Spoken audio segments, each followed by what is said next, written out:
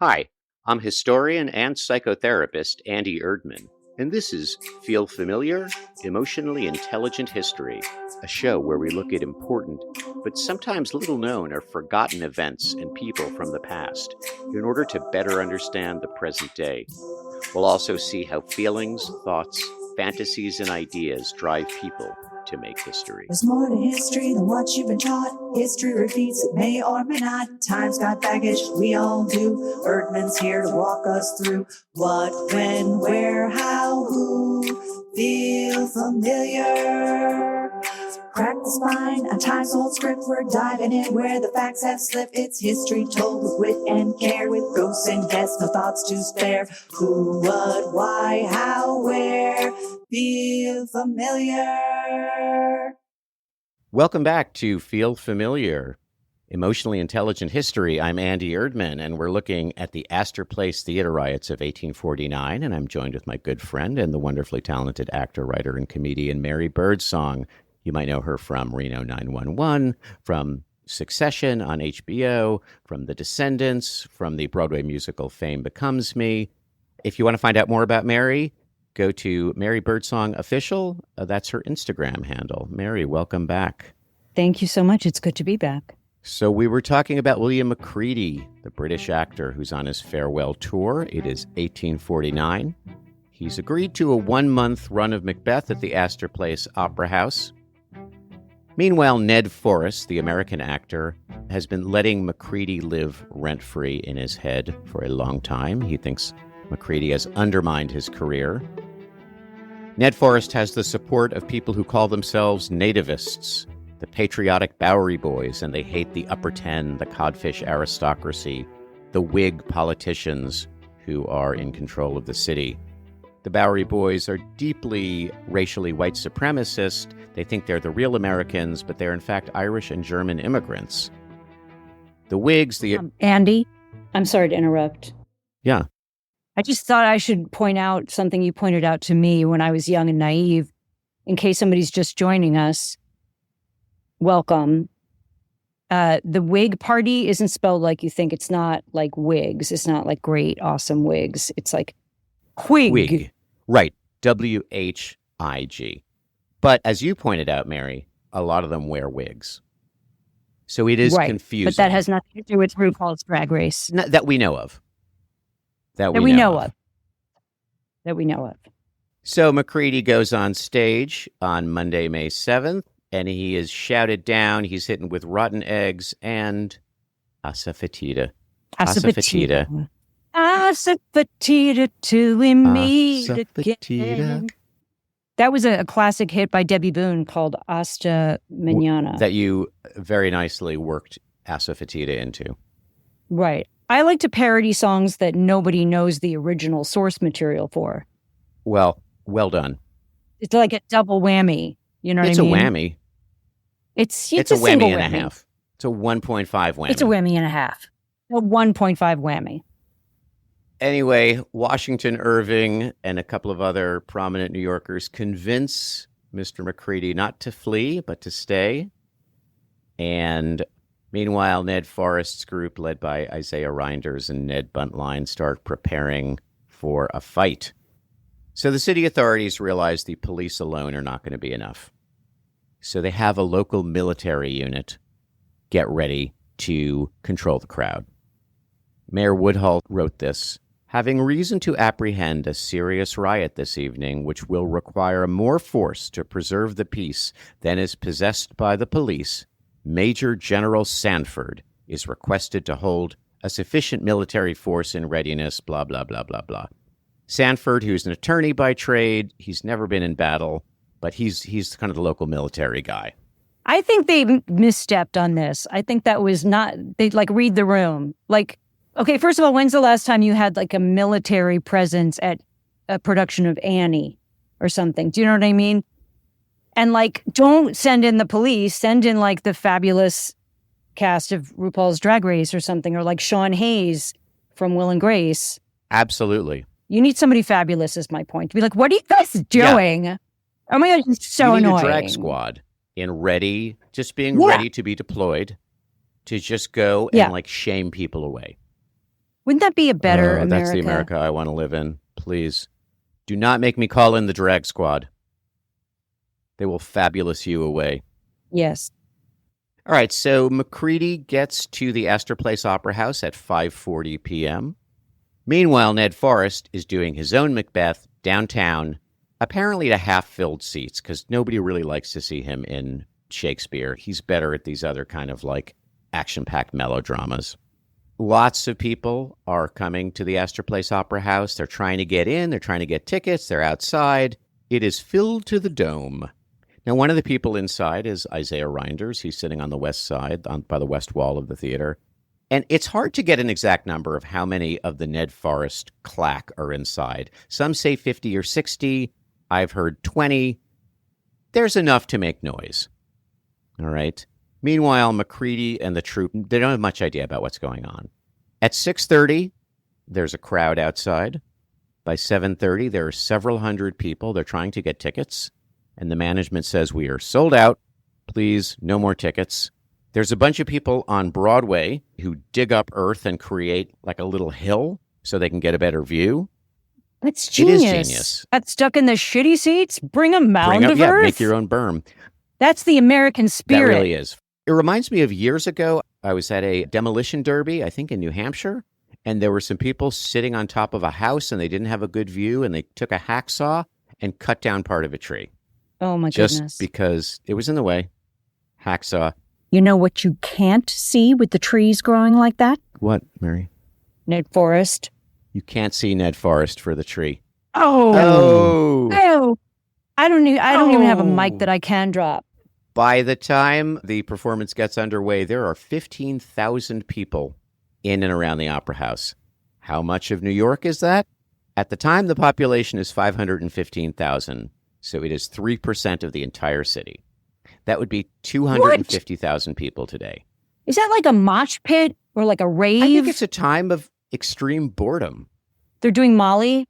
I don't know what they do. They're just watching, you know.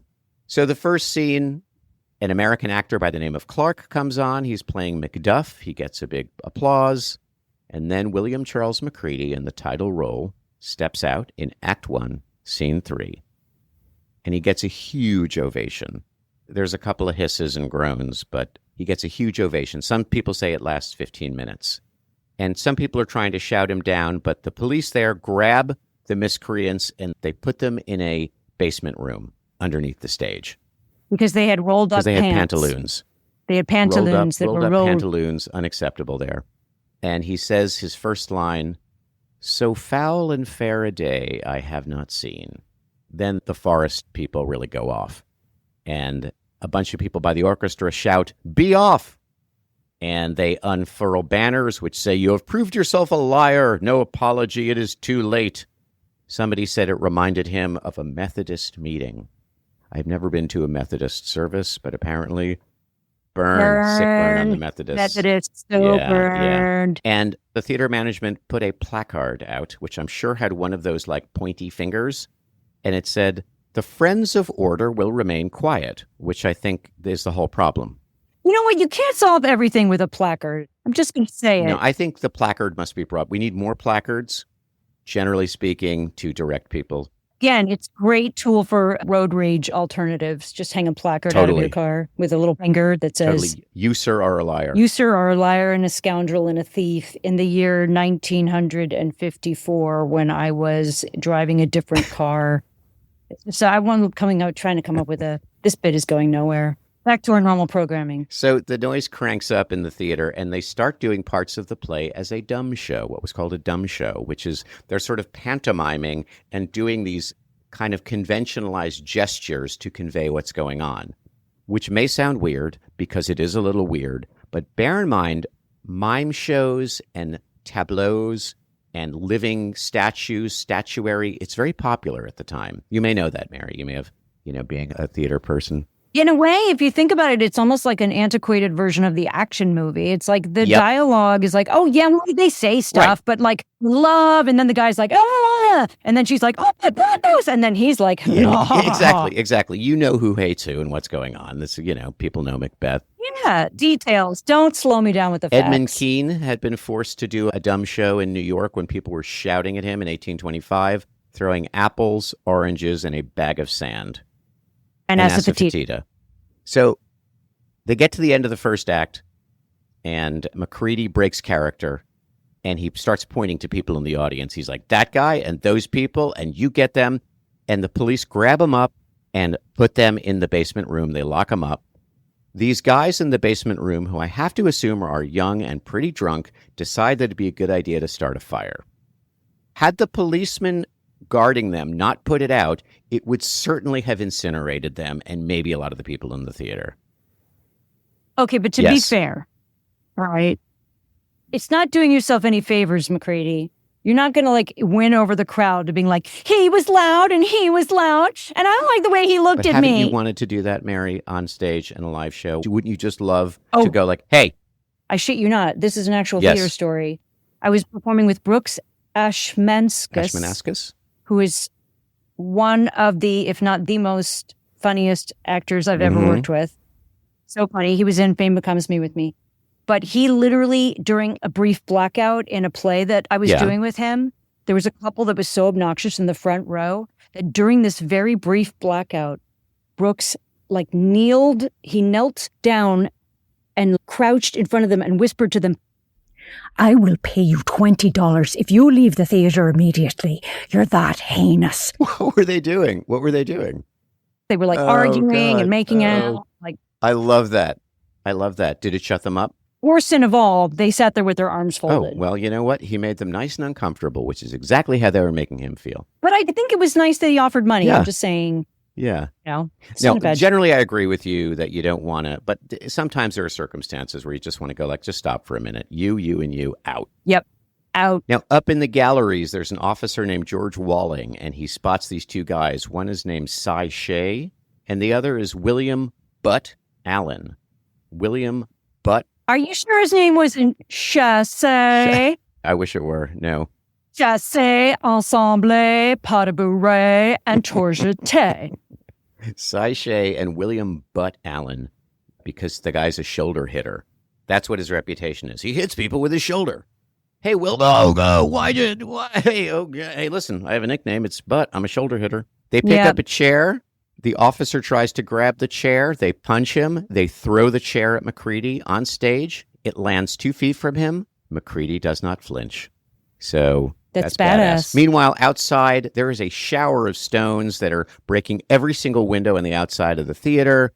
The windows were, quote, smashed to atoms. And now they're building a battering ram, and they're trying to batter their way in. And the ringleaders are saying, get in there and go it against John Bull. John Bull being the British Uncle Sam figure. Again, it's mostly people watching. The people doing the battering and the throwing are a bunch of boys aged 12 to 18. These are adolescent kids, high on hormones. And there's about 50 or 75 cops outside. The person leading on the kids is our friend, Ed Judson, a.k.a. Ned Buntline, who is waving a saber. He is like the January 6th shaman. He's got a saber. And he's ripped up a fence, and he's like, we must break it, and he gets arrested, and they're trying to break in the doors. Meanwhile, and I think you asked this during our first episode, Mary, what was going on stage? At times, the play carries on with some degree of normality. And one person there said, never was the fifth act of Macbeth so splendidly and perfectly performed. Another one said, Mr. Macready was never better. And the woman playing Lady Macbeth, an actress named Mrs. Pope, was also thought to be really good. It's interesting, by the way, that actresses are often called Mrs. So-and-so rather than by their full name, unless they're very famous. Mrs. Pope, I think to show like they're not really prostitutes, which is the assumption, or sex workers, which is the assumption of a lot of female actors at the time. Yep. They finally get to Act 5, and this is when Macbeth says, hang out our banners on the outward walls. The cry is still they come. Our castle's strength will laugh a siege to scorn. Here let them lie. And you can just tell the Macready supporters are like, they're getting their game on. They're like, yeah, let him come. Now, as of course you know and everyone knows, things do not end well for Macbeth. And in the very last scene, Macduff walks on carrying Macbeth's severed head, which I have to imagine was a little unnerving to William Macready. And did Cy Shay take a dump on it? I'd like to say yes, but I have no documentation, but I'm going to go ahead and say yes. But it could have happened. So they finish the play, okay? And then the afterpiece starts. Plays at the time are like, there's a lot of entr'acte entertainment, there's jugglers, there's dancers, there's before, after. So the afterpiece starts. We're getting ripped off. I'm sorry, I'm just going to say it. Actors Equity Association. Way ripped off. We need to up our game. We can't moan and like cry and whimper because people aren't filling the theaters. No entr'acte, no jugglers, no riots. Did you ever go, by any chance, to a minor league baseball game when you lived in New York? Did you ever go see like the New York Cyclones? They played out by Coney Island. Yeah, totally. I don't think you did. I think you're saying that No, what I was really didn't. fun is that between each inning there was entertainment. There were like, I don't know, jugglers and clowns and comedians. I'm like, this would make me get into baseball. As there should be. Yeah. It's like vaudeville. Yes. Supposedly there is a baseball team that is like the baseball version of the Harlem Globetrotters. Right, exactly. Make it sports entertainment. You know, I guess that's kind of what like professional wrestling is. But anyway, the cops are in a bad way. It's 9 p.m. and so they call in the soldiers. And around 9 o'clock, a cavalry detachment from the 1st Division of the state militia with their swords drawn starts walking down Broadway. And they are followed by the 7th Regiment of the New York State National Guard, sometimes called a battalion, regiment. I don't know. I think they're about the same size. Under the command of Mr. Abram Duryea, a well-known mahogany dealer. And they are armed with muskets with ball cartridges, which are the kind that just explode randomly everywhere. And there's about 200 soldiers, and the soldiers also have 2 6-pounder cannons. And the soldiers keep trying to find a way to break up the crowd. They're going this way, they're going that way. The crowd dies down, then they come back. These guys sitting on top of horses are very easy marks for people throwing rocks. And a lot of them get injured. They get knocked off their horses. They try to sneak some of them into the opera house because I think maybe there'll be a doctor there. There's also a lot of sewer construction going on, so it makes it particularly hard for the horses to gallop around. And now the crowd, well, particularly the agitators, are yelling, tear it down, fire it, burn the damn den of aristocracy. Cheers for Edwin Forrest. One guy says, they didn't let me in because I didn't have my kid gloves on, and now I'm just luxuriating and watching the place get destroyed.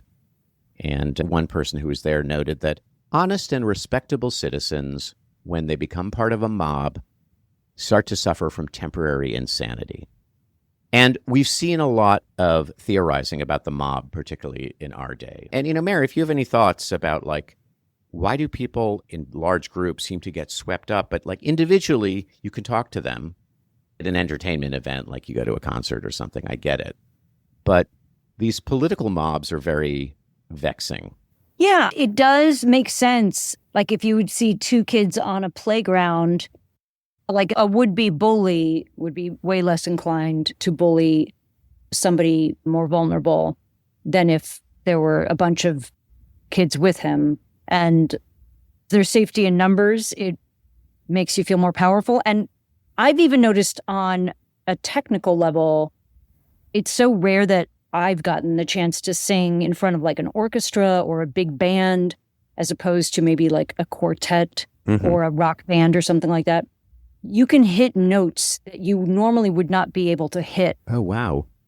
Merely because there's that power behind you. Yes. And I feel like it affects your adrenaline. It literally makes you stronger and have a wider range than you might normally have.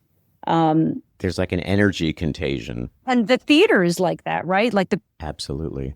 the actors on stage can do the exact same performance from one night to the next.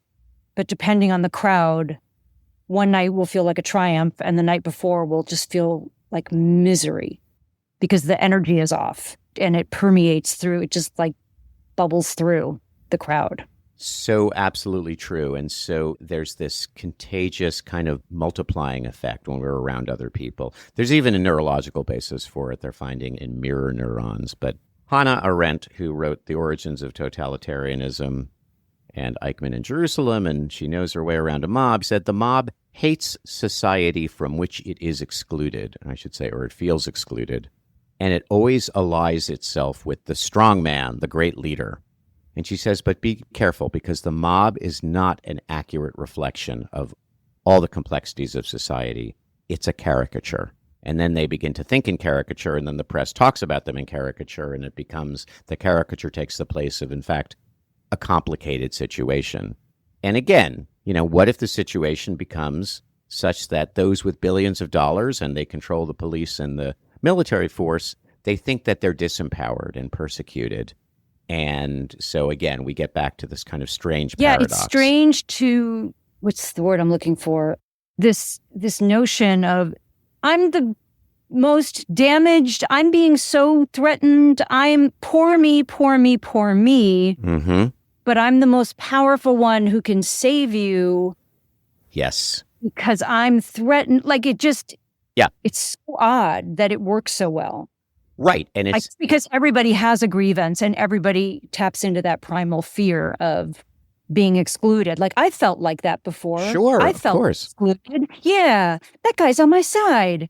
He's going to help me. He's the answer. And it takes all the responsibility off of my shoulders to change my destiny or my situation.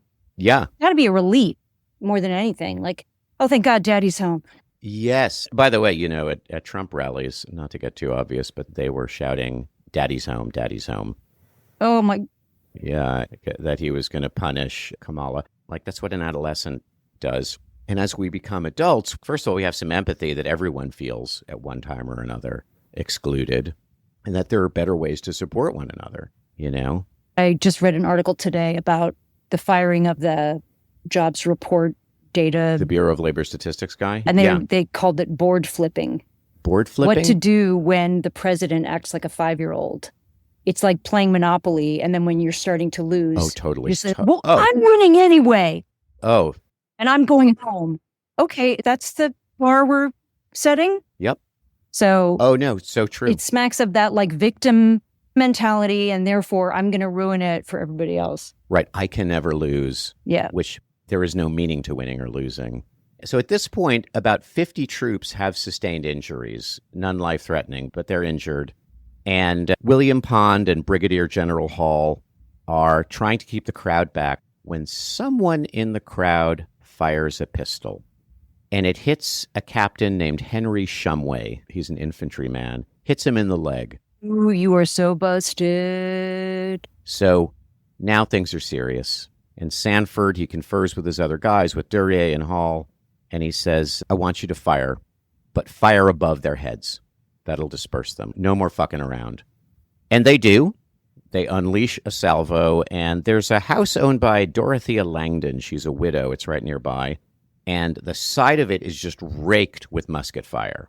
This seems to get people angrier. One person says, fire if you dare take the life of a freeborn American for a bloody British actor. There also were some rumors that the troops were only armed with blanks, which Ned Buntline had falsely spread that rumor. So people thought, these aren't real bullets. And then General Hall gives the order, fire low. Ooh. And he tells them try and fire around the crowd, but what that means is you're going to hit mostly onlookers, not that you should be firing into a crowd. And there was a gleam of sulfurous light, and now people started to fall over, bleeding and wounded. There was an oyster shanty owned by a black man named Charles Carter, and it is ripped apart by this musket fire, and then he is harassed by some of the rioters because, of course. Thomas Belvin, living at 133 King Street. You know King Street downtown, Mary? It's in Soho. Yeah. Thomas Belvin, living at 133 King Street. He just went to go see what was going on. He's near Dorothea Langdon's home. He sees kids throwing stones. No sense that the soldiers are going to fire. And then when the guns ring out, somebody near him fell over, and someone said, look, he's doing a joke. But then somebody realized he was bleeding and that he was shot. And Belvin just takes off, and he said, I was so frightened. I heard no notice given to disperse. and I should not have gone there if I had known they were going to use lead. Wow. Stephen Gaines is a lawyer residing at 180 Broadway, all the way downtown. He's been there on the corner of Lafayette and Astor from about 8:30, and he says, it was a surprise to those witnessing it why the police didn't just stop it. They didn't give any intimation that they were going to shoot, and it was a complete shock. And Gaines steps away. He just misses getting hit by a musket ball, but a 22-year-old man named Henry Otten, who's a grocer, gets hit and falls over. And someone says, look, he's just shamming. But he was not shamming. He is bleeding. So Gaines picks up Otten and takes him to a drugstore at 4th and Worcester. By the way, drugstores, apothecaries are going to be some of the places where they bring the wounded. They also bring them to hospitals and to police precincts.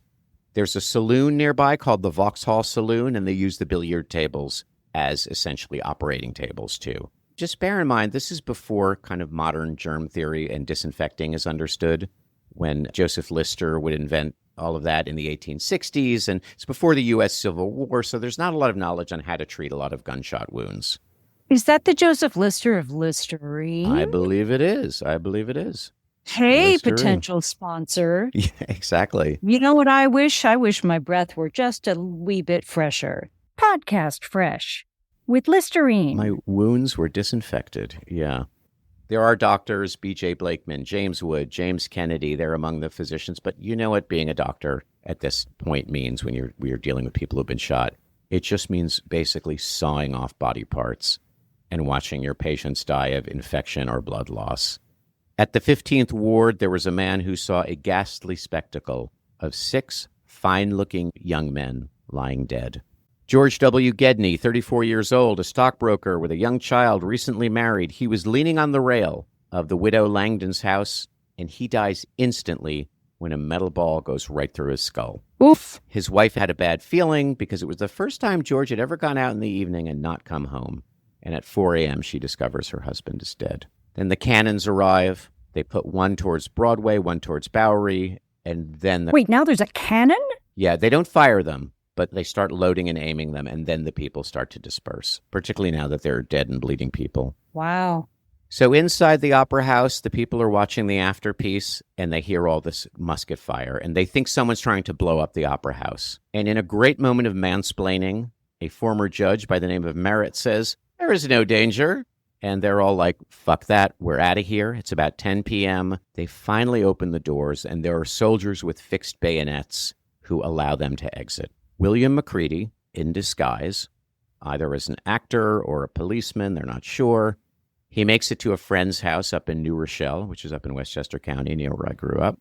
At 4 a.m. on May 11th, he takes a train from New Haven to Boston. He gets on a steamship called Hibernia, back to Britain for good.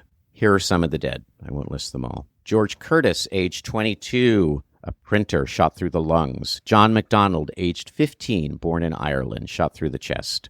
Thomas Aylwood died after an amputation, age 19, born in Halifax, Canada. Henry Otten, we mentioned, the grocer. Owen Burns, 24, born in Ireland, shot through the head. Thomas Bellman, 17, shot through the head, born in Ireland, etc., etc. George Gedney, we mentioned.